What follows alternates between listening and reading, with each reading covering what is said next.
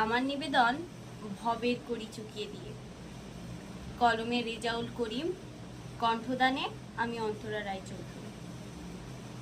ভবের করি চুকিয়ে দিয়ে আমি হেঁটে যাব জলের নিচে ঘুমিয়ে থাকা সূর্যের দিকে, যেখানে আলো আর অন্ধকার দুজনেই সমান দূরত্বে।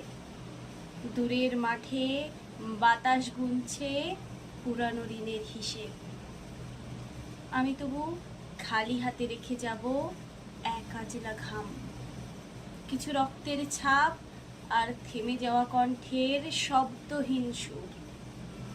চোখে থাকবে না কোনো প্রার্থনা, থাকবে কেবল নীল একটা রাত্রি, যার বুক পেরিয়ে আসবে মৃত্যুর ছায়া। আমাকে ফেরাবে না কেউ। তুমি যদি কোনোদিন জানতে চাও কে ছিলাম আমি,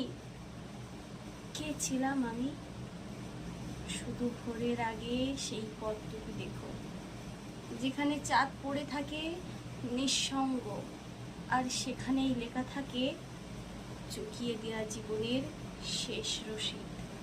ধন্যবাদ।